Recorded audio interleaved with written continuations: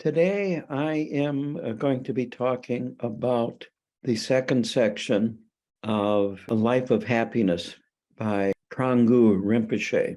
And this is about including your practice and how to practice as you age. So this chapter 2 is titled Dharma Practice for Older Practitioners. This is divided up into very short sections, and the first one is the foundation. It's very important to contemplate impermanence regularly. He uses the term meditating, but I would say it's about the same as contemplating, to think about it, ponder it. And this is the remedy for laziness, because as always, laziness can creep into our dharmic life as well as our mundane life. We have so many things in our life that need to get done.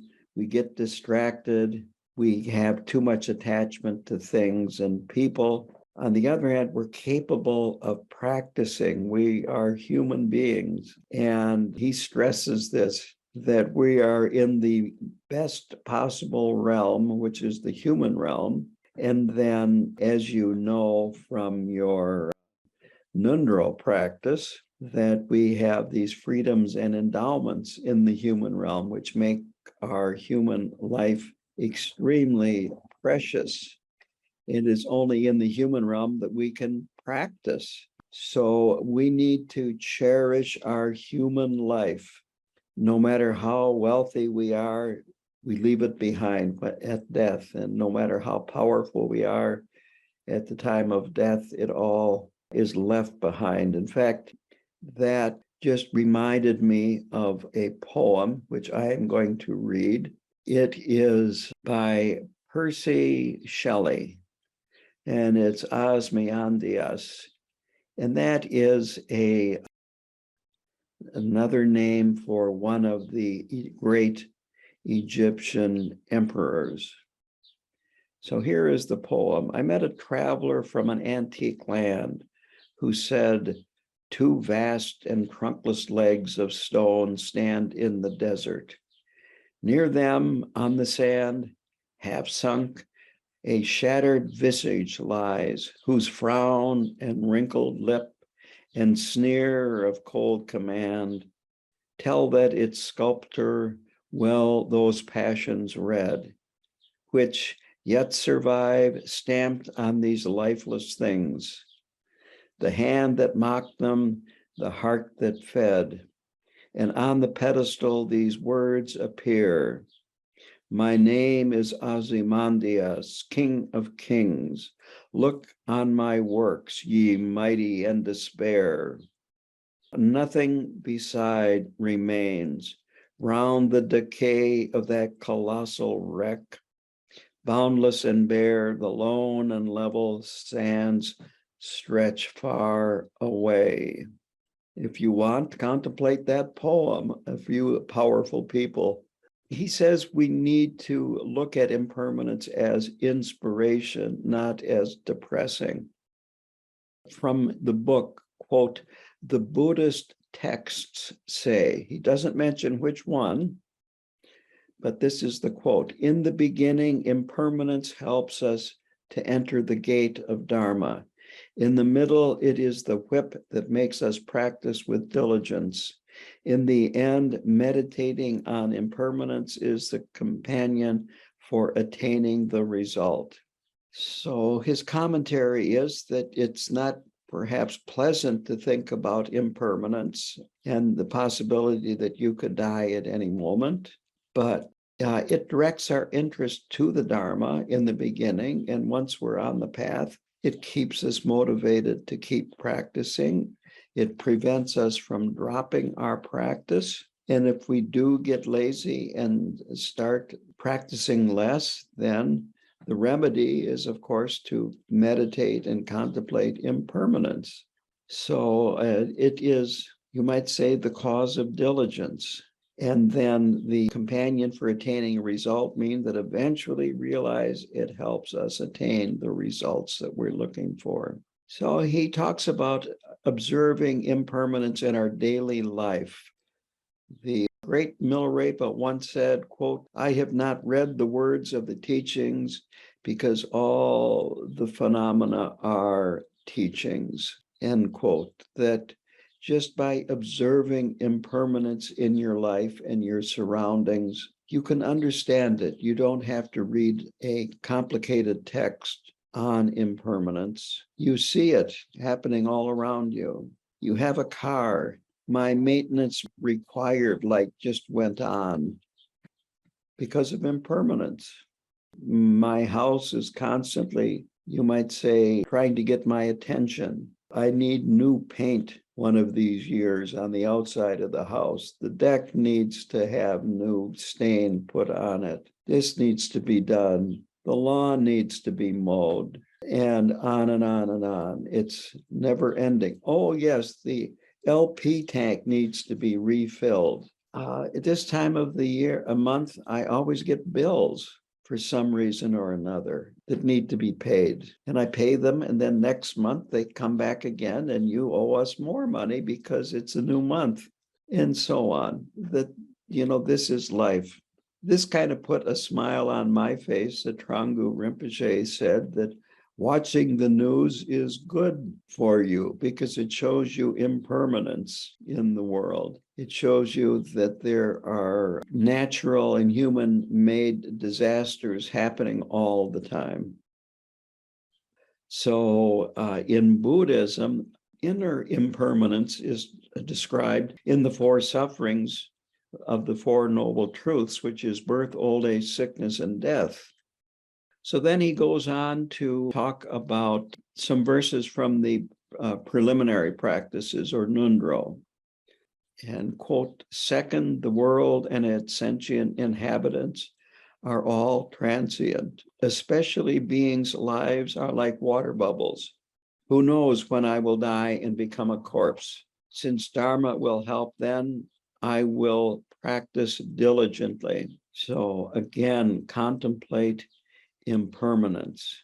And he talks about, in this section, gross and subtle impermanence. Subtle impermanence happens slowly, the aging process. You might say the rust on your car, little by little by little. Mountains rise and fall. Not far from here, there is public land. Some rocks are visible, and these rocks had a riverbed going through them, I think over 1 billion years ago. And it carved this channel in these rocks, and then the rocks sank and were buried quite deeply, and then they arose, and then the covering washed away from them and exposed them again. But they're quite old. It's an unusual formation, but it's quite interesting to walk and see how just in this one area, it isn't a huge area, but in this one area, you've got these stone cliffs at the bottom. There used to be a river. It's not a river anymore because there's only a little section that has been exposed. The earth is constantly changing, and it seems like it's so solid and permanent, but it isn't. Around here in the spring, on planted fields, cultivated fields, that the frost pushes up rocks in the field that are buried. And every year that you plow or disc, you might have to pick some rocks out of your field. They were brought here by the glacier. I joke that there are imported rocks because they probably came from Canada. So in the Southern tradition of Buddhism, Thrangu Rinpoche said that this is the type of impermanence they meditate on. The Tibetan style uses gross impermanence. It might sound gross, but it is to meditate on the fact that you never know when you are going to die. You just plain don't know it. And that this is to decrease our attachment to this life, our activities, our samsaric activities, our possessions, that these things keep us distracted. They keep us from practicing virtue. and they keep us from abandoning non-virtue, and they keep our minds agitated when we meditate. So people die from all kinds of causes besides old age and sickness. I know a woman who had a child under 1 year of age, and one morning they went up to the child's room, and there the child was dead in the crib from sudden infant death syndrome. I knew a man that died making his will out on his laptop. This is dangerous behavior, living. We can't control the time of death. I know many healthy people that died healthy up until the time of death. Just because you're healthy or young or both, vigorous and so forth, does not mean that you are going to be alive in the morning. It's important to contemplate this. In those verses, life is like a water bubble, which, needless to say, can pop quickly, and that's it. And we benefit from our Dharma practice in our future lives. We want to be reborn in, ideally, the human realm or a pure realm, and it is a virtuous behavior that is the cause of this. And practicing the Dharma is very virtuous behavior, to practice diligently to benefit ourselves and others. By thinking in this way about impermanence and our possible death, it will actually keep us from feeling alone, because we realize we're not the only ones facing it. It's not just me. It is everybody has to face this. So he says then, when impermanence manifests, humans have short lifespans, and this actually helps us understand impermanence. Our friends and our relatives die, and it's good to meditate on this regularly. You could even write down a list of people that you know that have died. It might sound pretty grisly, but again, this keeps us from denying it. It keeps us from thinking that, oh, I've got years to go. I don't have to practice that hard now. I'll put it off later. So this is the tool that we use to be diligent, to keep us practicing. The next section is called Loving Kindness and Compassion. And this is one of the things I like about Buddhism, is they give you very simple definitions for these. Loving kindness is a wish that all sentient beings are happy, and compassion is wishing that all sentient beings are free of suffering. It's important to remember that you are a sentient being too, and that you have to have loving kindness and compassion for yourself, that it's not just for others, and don't even consider your own well-being. On the other hand, it's a huge problem if we build our happiness on the suffering of others. So we have to keep this in mind, that we want to avoid being happy because of circumstances that are the cause of the suffering of other people. The cause of all of this wanting to be happier than other people and engaging in unvirtuous action is grasping or clinging to a self. This idea that you are different from other people and that you are better than other people and you deserve to be happier than other people.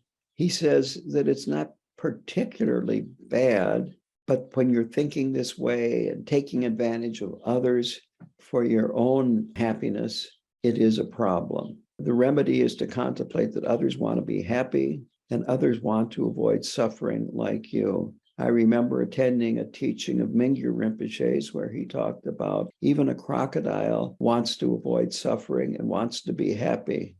When he wants to be happy, he attacks with his mouth open looking for a meal.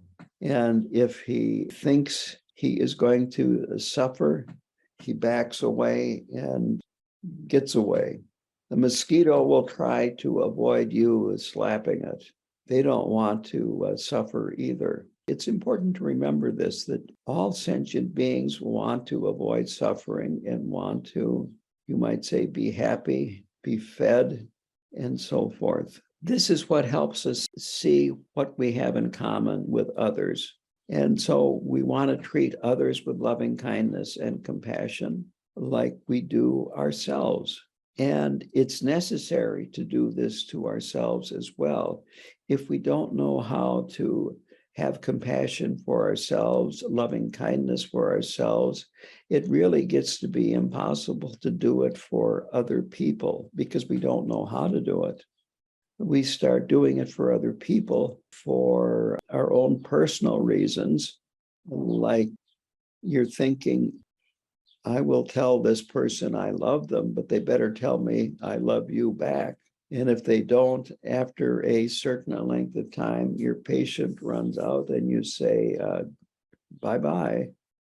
We have to look inside and examine if we have self-loathing, if we have anger towards ourselves, self-doubt, lack of confidence, and all kinds of other things that get in the way of us really caring about ourselves.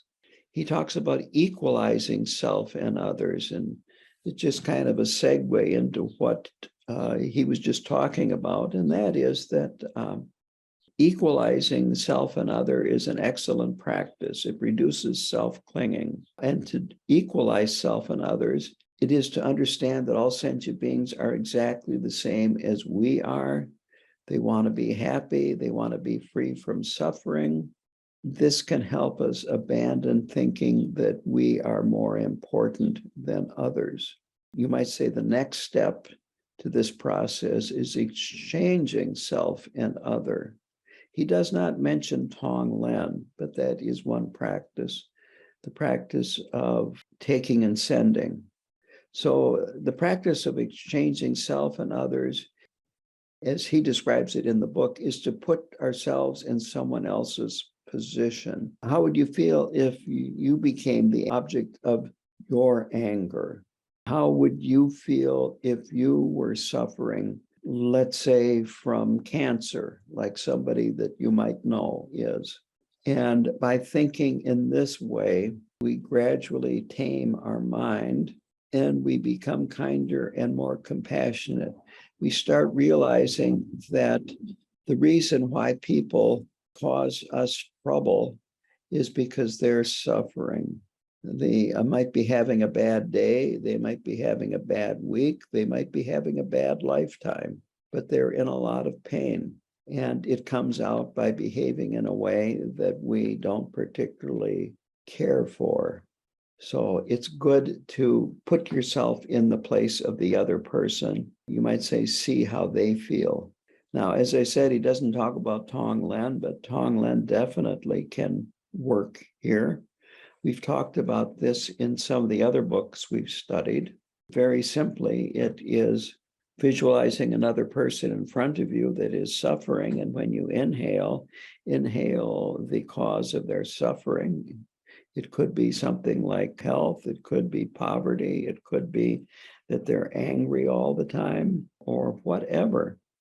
And then you give back to them what you have that would alleviate their suffering. If they're sick, you give them back your health. If they are suffering from poverty, give them, this is all mental. You give them your wealth or some of your wealth and so forth. It's all a mental exercise, and it helps us seeing things that the other person is important to, and I would like to do something to help them be happy and to ease their suffering.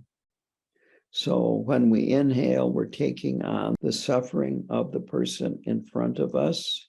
That's compassion. And we exhale, we give them what we think will make them happy, and that's love.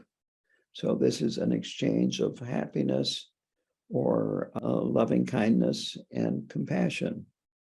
Next, he talks about mantra repetition. He talks about doing the 6-syllable mantra of Chenrezig, OM MANI EME HUNG.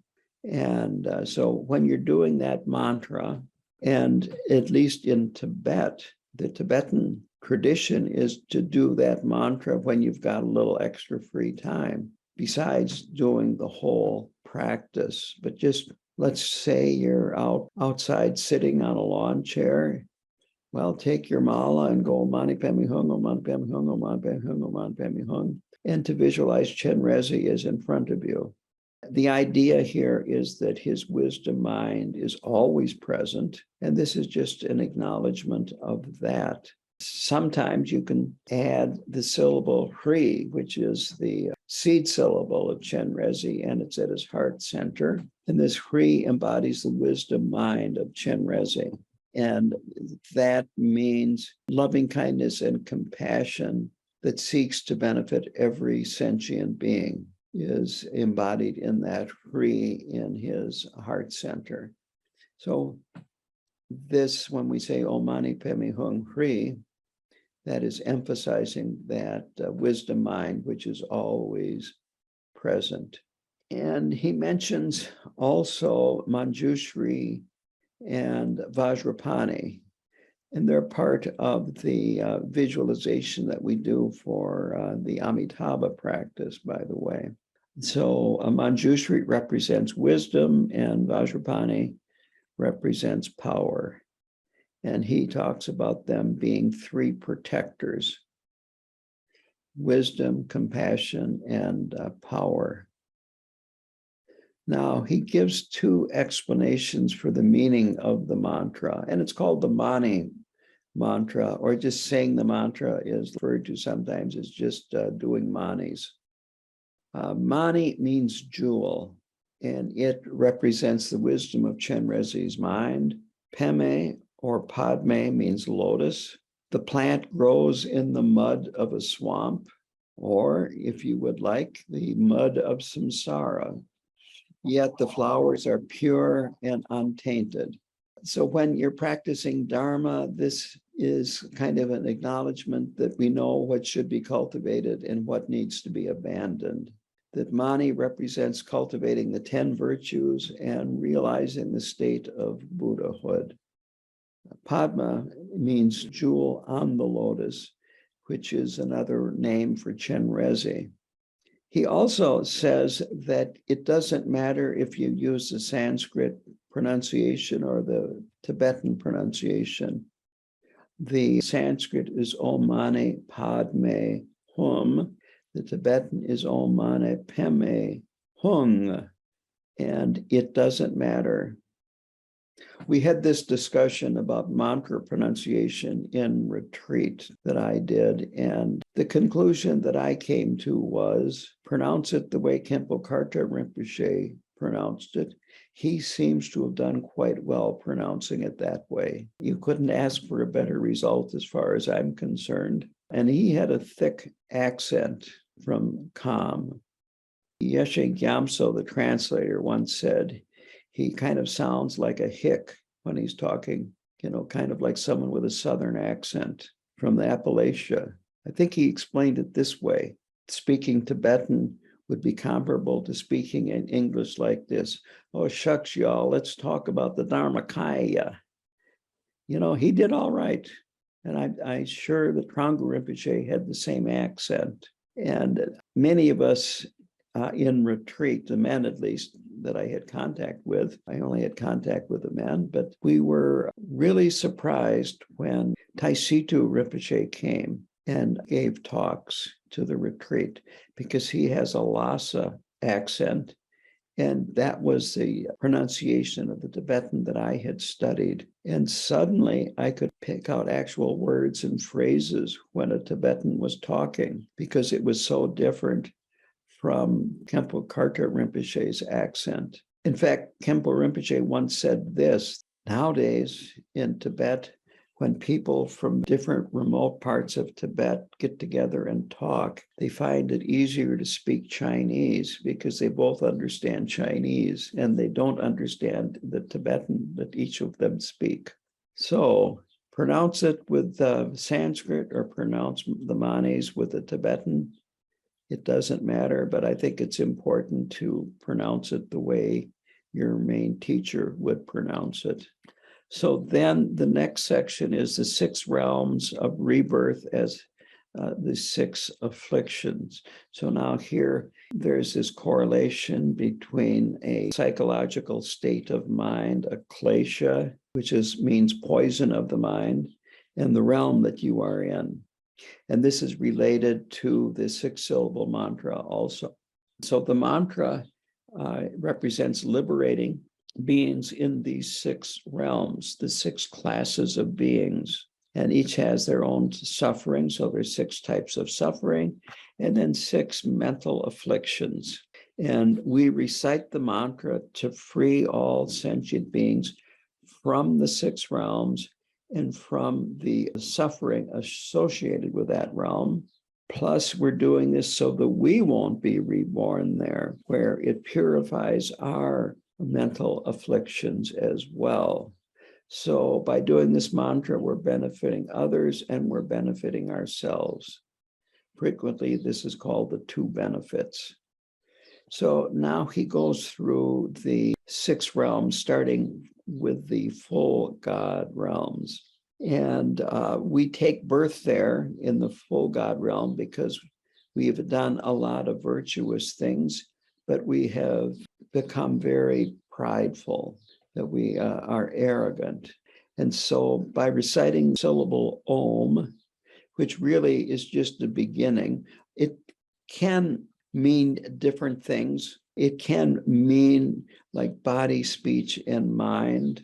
But OM removes pride so that we won't take rebirth in the God realm.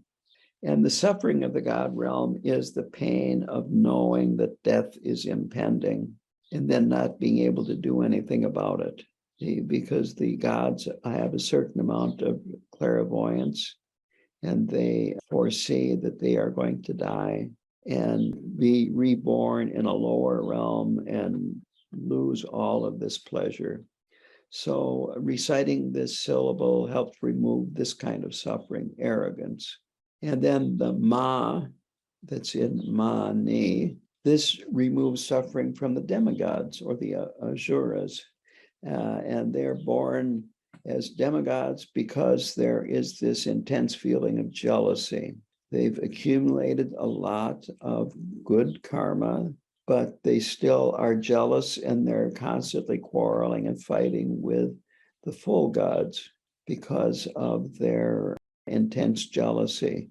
On Thangka paintings, when they have this wheel with the 6 realms in the middle of the wheel, when they paint the jealous God realm, they almost always have a tree which is rooted in the jealous God realm, but the leaves and the incredibly wonderful smelling flowers are blooming in the full God realm. And there's always a jealous God with an axe that is chopping the tree down so it falls. If we can't enjoy it, the full gods can't enjoy it either, is kind of his attitude. That's what he's kind of depicting there, is this suffering of jealousy. So by reciting the syllable ma, this removes the suffering caused by jealousy. The ni represents the suffering of the human experience. And we're born human because of desire and attachment. We suffer birth, old age, sickness, and death. And that this ni removes desire so sentient beings won't take rebirth as human and won't experience the suffering of birth, old age, sickness, and death. Thrangu Rinpoche doesn't mention this, but another of the experiences of being in the human realm is what is called a poverty mentality. Well, you don't have the intense greed of the hungry ghosts. You still have this feeling of there's really never enough. I need more. This is what advertisers know, is they're trying to convince you you need to buy their product in order to be happy, and so on and so forth. And it works. So then the pod, or the pei in Tibetan, that represents the suffering of the animal realms. And beings are born in the animal realm due to ignorance. One of the basic ignorances is just plain stupidity. I think that's a good way to express it. Not really having much awareness. An animal might be aware of certain things, but that's about it. I have said that you can teach a dog to sit, but you can't teach them to meditate. They just don't have the awareness necessary to meditate, but they can be very good at sitting. So the suffering of the animal realm is they're just plain creatures of habit. They experience predation. When they get ill, there's nothing that can be done to help them. You might say they run on habitual patterns, and that's about it. I have a lot of wild animals out here, and well, it might look like they're having a good time. I've got a huge rabbit crop this year. Rabbits are easy prey to the neighbor's cats and other predators. Again, Lalani was saying a while ago that there's a disease that's wiping out animals, rabbits. I don't see the rabbits here dying from disease. I'm seeing lots of small rabbits, though. But anyway, I guess another way to put it is I also have seen eagles out here, bald eagles. And they might look very majestic, circling in the sky. They're free, just on these updrafts, just without moving their wings, just gliding and so forth. But then you see them in the winter on the side of the road, snow all over the place, and they're eating roadkill. I don't know, that doesn't seem so majestic to me. So then we go down to the hungry ghost realm, and this is the me in Padme. So here it is stinginess and greed that causes one to be reborn there. And saying the syllable removes the stinginess and relieves beings in the hungry ghost realm. Just like saying the pay removes the suffering of ignorance and will keep you from being reborn there. And beings in the hungry ghost realm, they just never have enough. And what they do see, it appears to be unpleasant. They see water as pus and blood, and they are constantly in a state of hunger and thirst. And then hum or hung represents the suffering of the hell realm. And it is anger that causes beings to be in that realm. And they experience unbearable pain from heat and cold. And reciting the hung syllable removes the anger and the suffering of the hell realms, beings in it, and also counters and removes the karma that would cause you to be reborn there. So the whole 6-syllable mantra as a one mantra can remove the suffering of all 6 realms. The next here is, may the Bodhisattvas always protect us. So here he's talking about how to meditate on Chenrezig. And he starts with talking about 1,000-armed Chenrezig, and that his arms signify 1,000 of these Chakravartins.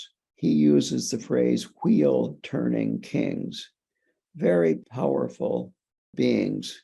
And the 1,000 eyes represent, which are on each of the palms of the 1,000 hands, signify the 1,000 Buddhas of this fortunate aeon.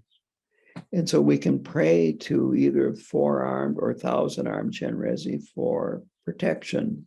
And for the 4-armed Chenrezig, his forearms signify the 4 activities of pacifying, enriching, magnetizing, and subjugating, the 4 karmas. So pacify means to remove the suffering of all beings. And enriching means increasing life force and merit, vitality, vigor, and so forth. Magnetizing means to attract sentient beings. Also, it can mean attracting wealth. And then subjugating means to remove obstacles and unfavorable conditions. It doesn't mean to conquer enemies. It's frequently misunderstood. Finally, in this section, he says that in the Chinese tradition, you have Guan Yin, who is a female bodhisattva, but they're basically the same, Chenrezig and Guan Yin. And this is an important point to remember. They represent really the same mind, the same qualities, and so forth.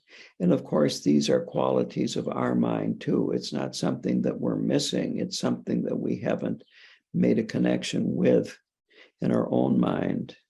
So then he talks about liberation through seeing and liberation through hearing. So liberation through seeing is by seeing images, tankas, rupas, or statues, and so forth. And just seeing them can arouse devotion in us, and we can derive a lot of benefit. This is one reason why Tibetan shrine rooms are full of statues and tanka paintings and images. The other kind of liberation is called liberation upon hearing, and that we can receive benefit just by hearing these mantras or the names of the Buddhas. Therefore, reciting mantras and visiting monasteries, an excellent way to practice Dharma. Reciting the names of the Buddhas as well as mantras is excellent for people that are dying too, to be in the room with them and recite these names. The question is about the four karmas. What are they? So there is pacifying, there is enriching, there is magnetizing, and then there is destroying or subduing. And the pacifying, Chenrezig, the very fact that he's white, he's mainly, his karma and his activity is mainly pacifying. Enriching in terms of resources, knowledge, and so forth. Magnetizing is attracting, like a magnet will attract steel.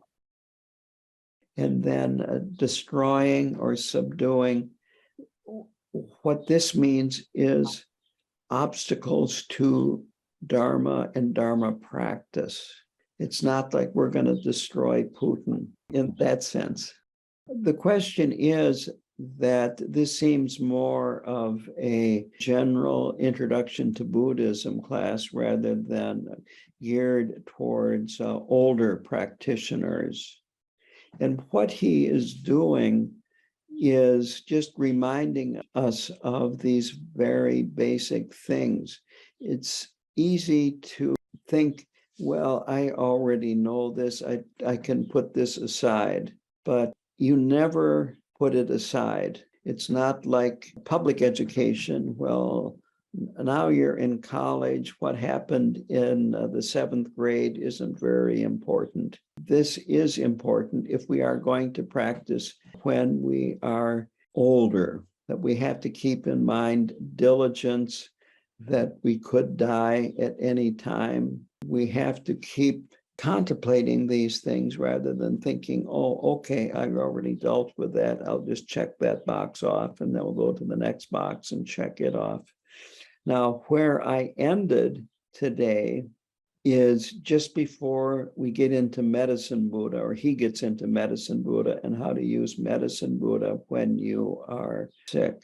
So there are other things you can do too, but to remind you that he talks about what an older person would do in Tibet is they would sit and do their manis and spin their prayer wheel with their right hand, and they'd have their mala with the left hand, and they'd sit there and do manis for hours, or circumambulate stupas, monasteries, and so forth. These very simple activities are liberating. They produce a lot of virtue, and when you're doing them, you're not producing non-virtue. So while this might seem basic, a lot of Buddhism is basic rather than intellectual. The question is, well, now that we can see that we're not going to be alive much longer, should we do new practices or should we work on practices that we've already been doing or have done in the past? Thrangu Rinpoche has said in other places that really what's important now is to practice. That the way you prepare for death in the bardo is to practice. And there are certain practices you could do that are new, that would be simple practices, but doing the ones that you are familiar with would be excellent. And coming up in the book is Medicine Buddha. And there are going to be some other things that he's going to talk about in the end of the book. I would say, with a few exceptions, to concentrate on what you have been doing, especially those that are pertinent to sickness, aging, and death.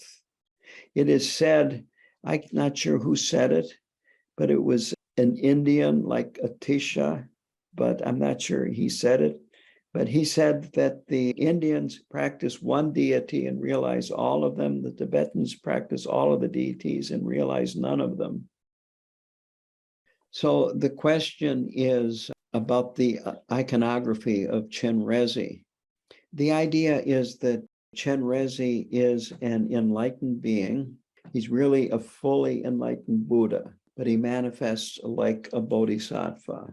And that he's sitting on a lotus and he holds a lotus in his left hand and a mala in his right, and then he has two hands in the prayer mudra. And as was said, with forearm Chenrezig, it represents the four karmas, but he is predominantly pacifying.